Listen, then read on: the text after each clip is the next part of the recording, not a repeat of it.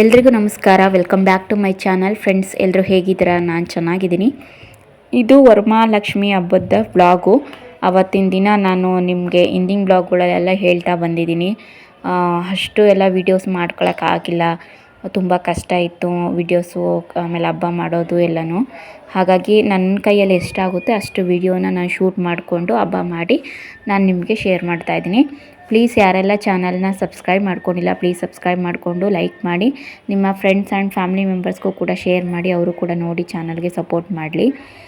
ನಾನು ಹಬ್ಬ ಪೂಜೆ ಅಂದರೆ ವರಮಹಾಲಕ್ಷ್ಮಿ ಹಬ್ಬಕ್ಕೆ ಎಲ್ಲ ರೆಡಿ ಮಾಡೋದಾಗಲಿ, ದೇವಿಗೆ ಸೀರೆ ಉಡ್ಸೋದಾಗಲಿ, ಅದೆಲ್ಲನೂ ಕೂಡ ನಾನು ವೀಡಿಯೋ ಶೂಟ್ ಮಾಡ್ಕೊಳಕ್ಕೆ ಹೋಗಿಲ್ಲ.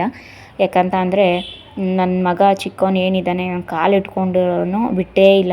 ಆ ರೀತಿ ಎಲ್ಲನೂ ಕೂಡ ರೆಡಿ ಮಾಡಿದ್ದು. ನನ್ನ ಮಗ ನಮ್ಮ ಮನೆಯವ್ರಿಗೆ ಹುಷಾರಿರಲಿಲ್ಲ, ಮಲ್ಕೊಂಬಿಟ್ಟಿದ್ರು. ಅವರಿಂದ ಇವನಿಗೆ ಮತ್ತೆ ಬರುತ್ತೆ ಅಂತ ಅಂದ್ಬಿಟ್ಟು ಅವ್ರ ಹತ್ರ ಬಿಡೋಕ್ಕೆ ಹೋಗಲಿಲ್ಲ ನಾನು. ಹಾಗಾಗಿ ನಾನೇ ಸಮಾಧಾನ ಮಾಡಿದ್ದಾಯಿತು. ಹಂಗೂ ಅವ್ರು ಬೆಳಗ್ಗೆ ಎದ್ದೋಗಿ ಅಷ್ಟು ಹುಷಾರಿಲ್ಲ ಅಂದ್ರೂ ಹಾಲೆಲ್ಲ ತೊಗೊಂಡು ಬಂದರು. ಮನೇಲಿ ಹಾಲು ಖಾಲಿಯಾಗಿತ್ತು. ಎಲ್ಲ ರೆಡಿ ಮಾಡ್ಕೊಂಡು ನೈಟೆಲ್ಲನೂ ಕೂಡ ನಾನು ನಿದ್ದೆ ಮಾಡಿಲ್ಲ. ಎಲ್ಲನೂ ಕೂಡ ರೆಡಿ ಮಾಡ್ಕೊಂಡು ಒಂದೇ ದಿನದಲ್ಲಿ ಹಬ್ಬ ಮಾಡಿದ್ದಾಯಿತು. ಹಂಗೂ ಬ್ರಾಹ್ಮಿ ಮುಹೂರ್ತ 5 ಗಂಟೆ 5:15 ಅಷ್ಟರೊಳಗಡೆ ಪೂಜೆ ಮಾಡೋಕ್ಕಾಗಲಿಲ್ಲ. ಸುಮಾರು 8-9 ಗಂಟೆ ಆಗೇ ಹೋಯಿತು ನಾನೆಲ್ಲ ಪೂಜೆ ಮಾಡಿ ಮುಗಿಸಿ ಎಲ್ಲ ರೆಡಿ ಮಾಡೋ ಅಷ್ಟರೊಳಗಡೆ. ಪೂಜೆ ಎಲ್ಲ ಮುಗಿಸಿ ನೀಟಾಗಿ ಅದಾದಮೇಲೆ ನಾನು ವೀಡಿಯೋನ ಶೂಟ್ ಮಾಡ್ಕೊತಾ ಇರೋದು. ನಿಮಗೆ ಗೊತ್ತಿರ್ಬೋದು, ಏನು ದೇವ್ರಿಗೆ ಏನು ಕೂಡ ನಾನು ಎಡೆ ಮಾಡೋಕ್ಕಾಗಲಿಲ್ಲ. ಹಾಗೆಯೇ ನಾವು ಕೂಡ ಮನೇಲಿ ಏನು ಸ್ಪೆಷಲ್ ಮಾಡ್ಕೊಳಕ್ಕಾಗಲಿಲ್ಲ. ಈ ರೀತಿ ಆಗೋಯಿತು. ನಿಜವಾಗ್ಲೂ ಎಷ್ಟು ಹಿಂಸೆ ಆಗೋಯಿತು ಅಂದರೆ, ನಾನು ಮುಂದಿನ ವರ್ಷಕ್ಕೆ ಅಂದ್ಕೊಂಬಿಟ್ಟೆ ದೇವಿಗೆ ನನ್ನ ಮಗ ದೊಡ್ಡವನಾಗಿರ್ತಾನೆ, ಅಂದರೆ 2 ವರ್ಷದವನಾಗಿರ್ತಾನೆ ನೆಕ್ಸ್ಟ್ ಇಯರ್ಗೆ, ಅಷ್ಟೇನು ಕಾಟ ಇರೋದಿಲ್ಲ. ಏನೋ ನಮಗೆ ಆದಂಗೆ, ಅಂದರೆ ಇದು 2ನೇ ವರ್ಷದ್ದು. ಮೊದಲನೇ ವರ್ಷದ್ದು ಮೊದಲನೇ ಬ್ಲಾಗೇನೆ ವರಮಹಾಲಕ್ಷ್ಮಿ ಹಬ್ಬ ಮಾಡಿದ್ದಿದ್ದು. 2ನೇ ವರ್ಷ ನಾನು ಪ್ರೆಗ್ನೆಂಟು, ಅಂದರೆ ಬಾಣ್ತನಕ್ಕೆ ಇನ್ನೇನು ಡಿಲ್ವರಿಗೆ ಇನ್ನೊಂದು ವಾರ ಇತ್ತು ಅಷ್ಟೇ, ಊರಲ್ಲಿದ್ದೆ, ಮಾಡೋಂಗಿರಲಿಲ್ಲ. ಇದು 2ನೇ ವರ್ಷದ್ದು. ಒಟ್ಟಿನಲ್ಲಿ ನಂದು 2ನೇ ವರ್ಷದ್ದು ವರಮಹಾಲಕ್ಷ್ಮಿ ಹಬ್ಬ ಅಂತಲೇ ಹೇಳ್ತೀನಿ. ಹಾಗೆಯೇ 3ನೇ ವರ್ಷಕ್ಕೆ ಏನಾದರೂ ಮಾಡಿ ನನಗೆ ಒಂದು ಒಳ್ಳೆ ಹಂತಕ್ಕೆ ತಂದಿರಮ್ಮ, ನನಗೆ ನಾನು ಏನೇನು ಅಂದ್ಕೊಂಡಿದ್ದೀನಿ ಅದೆಲ್ಲ ಹೆಂಗೆಲ್ಲ ಮಾಡಬೇಕು ಅಂದ್ಕೊಂಡಿದ್ದೀನಿ, ಅದಕ್ಕೆಲ್ಲನೂ ಕೂಡ ನೀನೊಂದು ಅನುಕೂಲ ಅನ್ನೋದು ಮಾಡಿಕೊಡ್ಬೇಕು ಅಂತ ಅಂದ್ಬಿಟ್ಟೆಲ್ಲ ಕೇಳಿಕೊಂಡು ಎಲ್ಲ ರೆಡಿ ಮಾಡಿ ದೇವಿಗೆ ಅಲಂಕಾರ ಮಾಡಿ ನಾನು ಪೂಜೆ ಮಾಡಿದ್ದೀನಿ. ತಂದು ಕೊಡ್ತಾರೆ, ಅದ್ರ ಶ್ರಮ ನಾನು ವಹಿಸ್ಕೋಬೇಕು ಅಷ್ಟೇ, ಪ್ರತಿಫಲ ದೇವಿಗೆ ಬಿಟ್ಟಿದ್ದು. ಹಾಗೆಯೇ ಸೀರೆ ತೊಗೊಂಬಂದಿದ್ದೆ ದೇವರಿಗೆ ವರಮಹಾಲಕ್ಷ್ಮಿ ಹಬ್ಬಕ್ಕೆ ಅಂತ. ನಾನು ಅವನ್ನೆಲ್ಲ ತೋರ್ಸೋಕ್ಕೆ ಅಂತ ನಾನು ಏನು ತೋರ್ಸೋಕ್ಕೆ ಹೋಗಲಿಲ್ಲ. ಹಾಗೆಯೇ ಸೆಟ್ ಕೂಡ ತೊಗೊಂಡಿದ್ದೀನಿ ದೇವ್ರಿಗೆ ಅಂತ ಅಂದ್ಬಿಟ್ಟು. ನಾವು ಅದರಿಂದನೇ ನಾನೊಂದು ಯೂಟ್ಯೂಬಿಂದ ಅನ್ನ ತಿಂತಿದ್ದೀನಿ ಅಂತ ಅಂದರೆ, ನಾವು ಇನ್ವೆಸ್ಟ್ ಮಾಡಬೇಕು. ಅಂದರೆ ಈಗ ದೇವ್ರಿಗೆ ನಾವು ಕಷ್ಟಪಡ್ದಲೇ ದೇವ್ರು ಕೊಡು ಅಂದರೆ ಕೊಡೋದಿಲ್ಲ. ಅದೇ ರೀತಿ ನನಗೆ ಒಂದು ಪ್ರತಿಫಲ ಅನ್ನೋದು ಕೊಟ್ಟಿದ್ದಾರೆ ದೇವರು. ಅದ್ರ ಸಲುವಾಗಿ ಅದರಲ್ಲಿ ಬಂದಿರೋಂತಹ ಅಮೌಂಟಿಂದ, ಯೂಟ್ಯೂಬಿಂದ ಬಂದಿರೋಂತಹ ಅಮೌಂಟಿಂದ ನಾನು ಸೆಟ್ ಆಗಲಿ, ದೇವಿಗೆ ಒಂದು ಸೀರೆ ಆಗಲಿ ತೊಗೊಳ್ಳಿಲ್ಲ ಅಂತಂದರೆ ತಪ್ಪಾಗುತ್ತೆ. ಅದಕ್ಕೆ ನಾನು ತೊಗೊಂಡಿದ್ದೀನಿ. ನಿಮಗೆ ತೋರಿಸ್ತೀನಿ ಇನ್ನೊಂದು ಸಲ ನೀಟಾಗಿ. ನೆಕ್ಸ್ಟ್ ವ್ಲಾಗಲ್ಲೋ ಅಥವಾ ನಾಳೆ ವ್ಲಾಗಲ್ಲೋ ಇಲ್ಲ ಅದನ್ನೇ ಸಪ್ರೇಟಾಗಿ ಮಾಡಿ ತೋರಿಸ್ತೀನಿ. ಇವಾಗ ನಾನು ಬೆಳಗ್ಗೆ ಸ್ಯಾರಿ ಉಟ್ಕೊಂಡೆ ಎಲ್ಲನೂ ಕೂಡ ನಾನು ಪೂಜೆ ಮಾಡಿದ್ದು, ದೇವಿನ ಕೂರಿಸಿದ್ದು. ಅದಾದಮೇಲೆ ನಾನಿವತ್ತು ಮತ್ತೆ ಸಂಜೆ ಪೂಜೆ ಇದೆಯಲ್ಲ, ಎಲ್ಲರನ್ನೂ ಅರಿಶಿನ ಕುಂಕುಮಕ್ಕೆ ಕರಿಬೇಕಲ್ವ, ಆವಾಗ ನಾನು ಡ್ರೆಸ್ ಹಾಕ್ಕೊಂಡೆ. ಯಾಕಂತ ಅಂದರೆ ಮಳೆ ಬೇರೆ ಸಖತ್ತಾಗಿ ಮಳೆ ಬರ್ತಾಯಿತ್ತು ಫ್ರೆಂಡ್ಸ್. ಸಂಜೆ ಮಧ್ಯಾಹ್ನ ಹಿಡ್ದಿರೋದು ಮಳೆ ಸಖತ್ತಾಗಿ ಬರ್ತಾಯಿತ್ತು. ಇನ್ನು ಸ್ಯಾರಿ ಉಟ್ಕೊಳ್ಳೋಕ್ಕೆ ಇವನಿಗೆ ಜ್ವರ ಬೇರೆ ಇತ್ತು, ಚಿಕ್ಕವನಿಗೆ ಸಖತ್ತು ಹೆವಿ ಟಾರ್ಚರ್ ಕೊಡ್ತಾಯಿದ್ದೆ. ನಮ್ಮ ಮನೆಯವರು ವರಮಹಾಲಕ್ಷ್ಮಿ ಹಬ್ಬದ ದಿನವೂ ತಲೆ ಸುತ್ತುತ್ತಾ ಇದೆ ಅಂತ ಅಂದ್ಬಿಟ್ಟು ಹಾಸ್ಪಿಟಲಿಗೆ ಹೋಗಿ ಇಂಜೆಕ್ಷನ್ ಹಾಕಿಸ್ಕೊಂಡು ಬಂದಿದ್ದರು. ಅಷ್ಟು ಮಳೆ ಬರ್ತಾಯಿತ್ತು, ಆಚೆನೂ ಹೋಗೋಕ್ಕಾಗ್ತಾ ಇರಲಿಲ್ಲ. ಅಂಥದ್ರಲ್ಲಿ ನಾನು ಇನ್ನು ಸ್ಯಾರಿ ಉಟ್ಕೊಂಡು ನನ್ನ ಮಕ್ಕಳನ್ನ ಸುಧಾರಿಸ್ಕೊಂಡು ಎಲ್ಲ ಮಾಡೋಕ್ಕಾಗ್ತಾಯಿತ್ತ, ರಾಗಿ ಸರಿ ಮಾಡಿ ತಿನ್ಸೋಕ್ಕಾಗ್ತಾ ಇರಲಿಲ್ಲ ನನಗೆ ಅವತ್ತು. ಅಷ್ಟು ಹಿಂಸೆ ಆಗೋಯಿತು. ನಿದ್ದೆ ಬೇರೆ ಇರಲಿಲ್ಲ, ಬ್ಯಾಕ್ ಪೇಯ್ನು, ಕಾಲು ಬೇರೆ ನೋವು, ಈ ಥರ ಆಗೋಯಿತು. ಆಮೇಲೆ ಅರಿಶಿನ ಕುಂಕುಮಕ್ಕೆ ಬೇರೆ ಕರೆದಿದ್ನಲ್ವ ಎಲ್ಲರನ್ನೂ, ಅವರು ಕೂಡ ಬರ್ತಾಯಿದ್ರು. ಹಾಗಾಗಿ ಎಲ್ಲನೂ ವೀಡಿಯೋ ನಾನು ಶೂಟ್ ಮಾಡೋಕ್ಕಾಗಲಿಲ್ಲ. ನಾನು ಆದಷ್ಟು ಎಷ್ಟಾಗುತ್ತೆ ಅಷ್ಟನ್ನು ನಾನು ಶೂಟ್ ಮಾಡ್ಕೊಂಡಿದ್ದೀನಿ. ಹೊರಗಡೆ ಆದಷ್ಟು ಬೆಳಗ್ಗೆ ರಂಗೋಲಿ ಬಿಡಿಸಿದ್ದೆ, ಮಳೆ ಬಂದು ಎಲ್ಲ ಹೊರಟೋಗಿತ್ತು ಅಂತ ಅಂದ್ಬಿಟ್ಟು ಮತ್ತೆ ಸಂಜೆ ಸ್ವಲ್ಪ ಬಣ್ಣ ಎಲ್ಲ ಹಾಕ್ಬಿಟ್ಟು ರಂಗೋಲಿ ಹಾಕ್ಬಿಟ್ಟು ಬಿಡಿಸಿದ್ದೀನಿ. ಅದನ್ನು ನಾನು ನಿಮ್ಗೆ ಶೇರ್ ಮಾಡ್ತೀನಿ ನೋಡಿ. ಇವಾಗ ಸದ್ಯಕ್ಕೆ ಅಂದರೆ ಮಕ್ಕಳಿಗೆ ಒಂದು 100 ರುಪೀಸ್ದು ಅಂದರೆ 200 ರುಪೀಸ್ದು ಬಟ್ಟೆ ತೊಗೊಂಡು ಬಂದು ಮಕ್ಕಳಿಗೆ ಆ ವರ್ಷಕ್ಕೊಂದು ಹಬ್ಬದ ದಿನ ಬಟ್ಟೆ, ಹೊಸ ಬಟ್ಟೆ ಮಕ್ಕಳಿಗೆ ಹಳೆ ಬಟ್ಟೆ ಹಾಕಿದ್ರು ಪಾಪ ಅವು ಹಾಕಿಸ್ಕೊಂತ ಅವಕ್ಕೇನು ಗೊತ್ತಾಗುತ್ತೆ ಹೇಳಿ. ಅದಕ್ಕೆ ಇರಲಿ ಅಂತ ಅಂದ್ಬಿಟ್ಟು ಕಮ್ಮಿ ಬಜೆಟಲ್ಲೇ ತೊಗೊಂಬಂದು ಹಾಕಿದ್ದೀನಿ. ಏನೋ ಖುಷಿಗೆ ಅವರು ಒಟ್ಟಿನಲ್ಲಿ ನಂಗೆ ಮಕ್ಕಳು ಖುಷಿಯಾಗಿದ್ದರೆ ಅಷ್ಟೇ ಸಾಕು, ಏನು ಮಾಡೋದಕ್ಕೂ ನಾನು ಸಹಿ ಅಂತ ಮಕ್ಕಳು ಖುಷಿಗೋಸ್ಕರ ನಾನು ಅಷ್ಟೇ ಅಂದ್ಕೊಂಡಿರೋದು. ಆ ದೇವ್ರಿಗೆ ಬಿಟ್ಬಿಟ್ಟಿದ್ದೀನಿ. ನಾನು ಏನು ಕಷ್ಟಪಟ್ಟಿದ್ದೀನೋ ಅಥವಾ ಎಂಜಾಯ್ ಮಾಡ್ತಾಯಿದ್ದೀನೋ ಏನೋ, ಒಟ್ಟಿನಲ್ಲಿ ನೋಡ್ತಿರೋರಿಗೆ ಗೊತ್ತು. ನನ್ನ ಅಕ್ಕಪಕ್ಕದಲ್ಲಿ ನನ್ನ ಬಗ್ಗೆ ಅಂದರೆ ತಿಳ್ಕೊಂಡು ಅರ್ಥ ಮಾಡ್ಕೊಂಡಿರೋರಿಗೆ ನಾನೇನು ಅನ್ನೋದು ಗೊತ್ತಿರುತ್ತೆ ಅಷ್ಟೇ. ಅದು ಬಿಟ್ಟರೆ ಇನ್ನು ಬೇರೆ ಏನು ಹೇಳೋಕ್ಕಾಗಲ್ಲ. ಬಿಟ್ಟರೆ ಆ ದೇವ್ರಿಗೆ ಗೊತ್ತಿರುತ್ತೆ ನಾವೇನು ಮಾಡ್ತಾಯಿದ್ದೀವಿ, ಕದ್ದು ಮುಚ್ಚಿ ಮಾಡ್ತಾಯಿದ್ದೀವ ಅಥವಾ ಏನಾದರೂ ದುಡ್ಡು ಕಾಸು ಇಟ್ಕೊಂಡು ಸುಮ್ಮನೆ ಶೋ ಅಪ್ ಮಾಡ್ತಾಯಿದ್ದೀನ ಅಥವಾ ನನ್ನ ಹತ್ರ ಇಲ್ಲ ಅಂತ ನಾನು ಹೇಳ್ತಾಯಿದ್ದೀನ, ಈ ರೀತಿ. ಅದಕ್ಕೆ ನಾನು ಆ ದೇವ್ರಿಗೆ ಬಿಟ್ಬಿಟ್ಟಿದ್ದೀನಿ. ಏನು ಎತ್ತ ನಾಳೆ ದಿನ ಏನಾಗಬೇಕು, ನಮ್ಮ ಮನೇಲಿ ಏನು ಬಂದಿದೆ ಅದೇ ಆಗುತ್ತೆ ಅಷ್ಟೇ.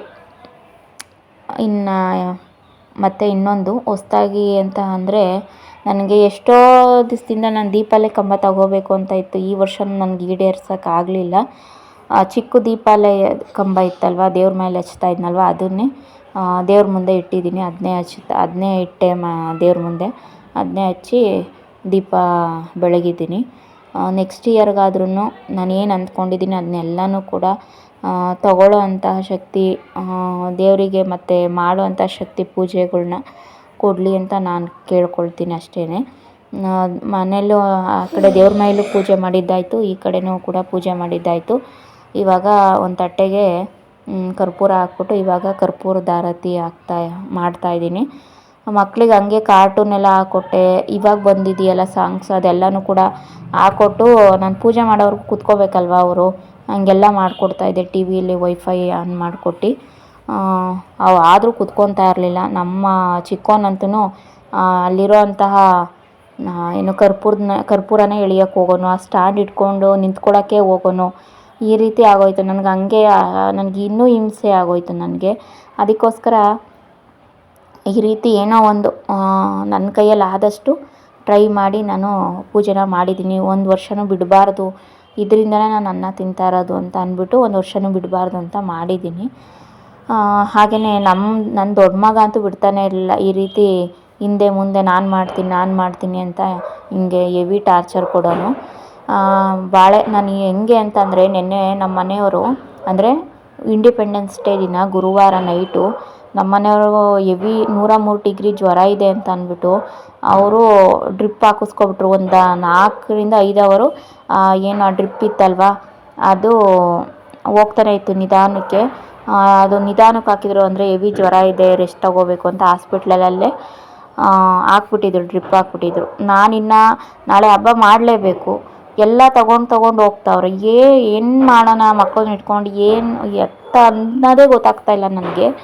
ಹಂಗೂ 2 ಜನ ಮಕ್ಕಳನ್ನ ಈ ಕಡೆ ಇವನನ್ನ ಕಂಕ್ಳಲ್ಲಿ ಎತ್ಕೊಂಡಿದ್ದೀನಿ, ಕೈಯಲ್ಲಿ ಬ್ಯಾಗ್ಗಳು ಇಟ್ಕೊಂಡಿದ್ದೀನಿ, ಎಲ್ಲ ತಗೊಂಡು ಒಂದು 4 ಸತಿ ಮೆಟ್ಲಿಳ್ದು ಮಾಡಿದ್ದೀನಿ ಸ್ಟೆಪ್ಸ್ಗಳ್ನ. 3 ಫ್ಲೋರು. ಅಷ್ಟು ನನ್ನ ಕಣ್ಣಲ್ಲಿ ನೀರು ಬಂದ್ಬಿಡ್ತು ಅವತ್ತು. ಆದರೂ ಒಂಥರ ಖುಷಿಯಲ್ಲೇ ಮಾಡಿದೆ. ಈ ಕಡೆ ಬೇಜಾರು ಇತ್ತು, ಖುಷಿನೂ ಇತ್ತು. ಶುಕ್ರವಾರ ದಿನ ವರ್ಷಕ್ಕೊಂದು ಹಬ್ಬದ ದಿನ ಬೇಜಾರಲ್ಲಿ ಮಾಡೋಕ್ಕೋದ್ರೆ ಸರಿ ಹೋಗುತ್ತಾ ಅಂದ್ಕೊಂಡು ಎಲ್ಲನೂ ಮಾಡಿದೆ. ಎಲ್ಲ ಬಾಳೆಕಂದಾಗಲಿ ಇವು ಸ್ವಲ್ಪ ಹೂವು ಹಾಗೆಯೇ ಹಣ್ಣು ಎಲ್ಲ ನಮ್ಮ ಮನೆಯವ್ರು ಬೆಳಗ್ಗೆನೇ ತಗೊಂಬಂದಿದ್ರು ಮಾರ್ಕೆಟಿಂದ. ಅದು ಬಿಟ್ಟರೆ ಇನ್ನೆಲ್ಲವೂ ನಾನೇ ತಂದಿದ್ದು. ಅಂದರೆ ಅವರು ಹುಷಾರಿಲ್ಲ ನೋಡಿ, ಹಾಸ್ಪಿಟ್ಲಲ್ಲಿ ಇದ್ಬಿಟ್ಟಿದ್ರು. ಈಗ ಹೆಂಗೆ ಮಾಡೋದು, ಹಾಸ್ಪಿಟ್ಲಲ್ಲೂ ಇರೋಕ್ಕೆ ಬಿಡ್ತಾ ಇರಲಿಲ್ಲ. ಇವಾಗ ಬೇರೆ ಡೆಂಗಿ ಜ್ವರ ಇದೆ, ಮಕ್ಕಳನ್ನ ಇರಿಸ್ಕೊಂಡು ಇರಬೇಡಿ ಹಾಸ್ಪಿಟ್ಲಲ್ಲಿ ಅಂತ ಬೇರೆ ಹೇಳ್ಬಿಟ್ರು. ಎಲ್ಲನೂ ತೊಗೊಂಡೋಗಿ ಅಂದರೆ ನಮ್ಮ ಮನೆ ನಿಯರೇನೆ ಹಾಸ್ಪಿಟ್ಲು, ಅಲ್ಲೇ ಡ್ರಿಪ್ ಹಾಕ್ಸ್ಬಿಟ್ಟಿದ್ರು. ಒಂದು 4 ರಿಂದ 5 ಅವರು ಆ ಡ್ರಿಪ್ಪು ದೊಡ್ಡದು ಅದು ಗ್ಲೂಕೋಸ್ ಬರುತ್ತಲ್ಲ ಅದು ಹಾಕಕ್ಕೆ ಬಿಟ್ಬಿಟ್ಟಿದ್ರು. ಸರಿ ಆಯಿತು ಅಂತ ಅಂದ್ಬಿಟ್ಟು ನಾನೇ ಎಲ್ಲ ಎತ್ಕೊಂಡೋಗಿ ತಗೊಂಡೋಗಿ. ಈಗ 10-11 ಗಂಟೆ ಆಗುತ್ತೆ. 10-11 ಗಂಟೆ ತನಕ ಯಾರು ಮಾರ್ಕೆಟ್ ಓಪನ್ ಮಾಡ್ಕೊಂಡು ಕೂತ್ಕೊಂಡಿರ್ತಾರೆ ನಮ್ಮ ಏರಿಯಾದಲ್ಲಿ ಸರ್ಕಲ್ನ. ಎಲ್ಲ ಖಾಲಿ ಆಗ್ತಾ ಬರ್ತಿತ್ತು. ಕೊನೆಗೂ ತೋರಣನೂ ಕೂಡ ಮಾವಿನ ಎಲೆ ಬರುತ್ತಲ್ಲ ಅದು ಕೂಡ ಸಿಗ್ದಂಗಾಯಿತು. ಎಲ್ಲ ಖಾಲಿ ಆಗ್ತಾ ಬಂತು. ಪಟಾಪಟ್ ಅಂತ 9 ಕಾಲು ಆಗೋಗಿತ್ತು. ಮತ್ತು ಮೇಲಿಂದ ಸ್ಟೆಪ್ಸ್ ಎಲ್ಲ ತೊಳಿಬೇಕು ಅಂತ ಓನರ್ ಹೇಳಿದರು.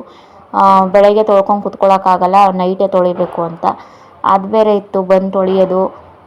ಎಲ್ಲನೂ ಪಟ ಅಂತ ನನ್ನ ಕೈಯಲ್ಲಿ ಆದಂಗೆ ಎಲ್ಲ ತಂದು ಒಂದೊಂದೇ ಇಬ್ಬರೂ ಇಟ್ಕೋಬೇಕು, ಐಟಮ್ನು ಇಟ್ಕೋಬೇಕು, ಹತ್ಬೇಕು. ನಿಜವಾಗ್ಲೂ ಸಾಕಾಗೋಯ್ತು. ಮಕ್ಕಳು ಬೇಡ, ಮರಿನೂ ಬೇಡ ಅನ್ನಂಗೆ ಒಂದೊಂದು ಸತಿ ಫೀಲ್ ಆಗಿಬಿಡುತ್ತೆ. ಅಷ್ಟು ಕಷ್ಟ ಆಗೋಯ್ತು ನನಗೆ ನಿಜವಾಗ್ಲೂ. ಎಲ್ಲ ಫೈನಲ್ಲಾಗಿ ಎಲ್ಲ ಕೆಲಸಗಳನ್ನ ಮುಗಿಸಿ ಪೂಜೆನೂ ಮಾಡಿ ಹಬ್ಬನೂ ಮಾಡಿದೆ ನಾನು.